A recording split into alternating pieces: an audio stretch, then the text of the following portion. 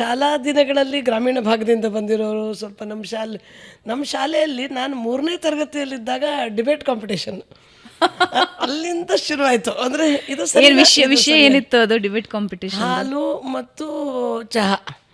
ನನಗೆ ಚಹಾ ಬಂದ್ಬಿಟ್ಟಿತ್ತು.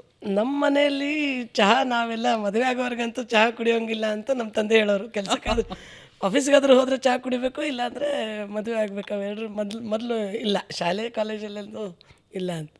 ಆದರೆ ಚಹಾ ಬಗ್ಗೆ ಮಾತಾಡಬೇಕು ಅಂತ ಹೀಗೆ ಈ ಥರದಂದರೆ ಸಾಮಾಜಿಕ ವಿಷಯದ ಬಗ್ಗೆ ಮತ್ತು ವಿಷಯದ ಸ್ವಲ್ಪ ತಿಳ್ಕೊಳ್ಳೋದು ಬಹುಶಃ ನನಗೆ ಅಲ್ಲಿ ಶುರುವಾಗಿದೆ. ಅಂದರೆ ನಮ್ಮ ಹಳ್ಳಿ, ಯಾವ ಸ್ಕೂಲು? ಹಳ್ಳಿ ಸರ್ಕಾರಿ ಶಾಲೆ. ಇದು ಅಳಗವಾಡಿ ಅಂತ ಊರು, ನವಲಗುಂದ ಹತ್ರ ಬರುತ್ತೆ, ನವಲಗುಂದ ತಾಲೂಕು, ಧಾರವಾಡ ಜಿಲ್ಲೆ.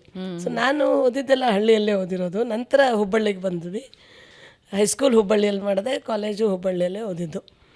ನಂತರ ವಿದ್ಯಾರ್ಥಿ ಪರಿಷತ್, ಅಖಿಲ ಭಾರತೀಯ ವಿದ್ಯಾರ್ಥಿ ಪರಿಷತ್ ಸೇರಿದ ಮೇಲೂ ಈ ಥರದ ಚಟುವಟಿಕೆಯಲ್ಲಿ ಸೇರೋದ್ರಿಂದ ನಾನು ಹಾಗೆ ABVPಯಿಂದಾಗಿ ನಮ್ಮ ಶಿಕ್ಷಣ, ನನ್ನ ಮನೆ, ನನ್ನ ಕಾಲೇಜು ಬಿಟ್ಟು ಈ ಹೊರಗಿನ ವಿಷಯದ ಬಗ್ಗೆ ತಲೆ ಕೆಡಿಸ್ಕೊಳ್ಳೋದು ಶುರು ಆಗಿದ್ದು ಅವಾಗಿಂದನೇ.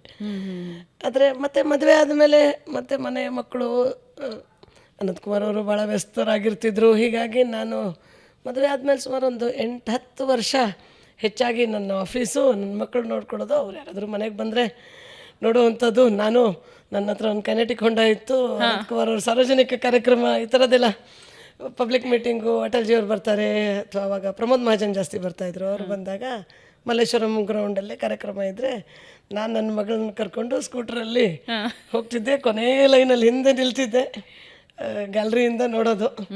ಮತ್ತು ಮನೆಗೆ ಬಂದಮೇಲೆ ಆಮೇಲೆ ಕಮೆಂಟ್ ಮಾಡೋದು, ನೀವು ಹಿಂಗೆ ಯಾಕೆ ಭಾಷಣ ಮಾಡಿದ್ರಿ, ಅವ್ರು ಯಾಕೆ ಹಿಂಗೆ ಹೇಳಿದ್ರು ಅಂತ. ಅಷ್ಟಕ್ಕೆ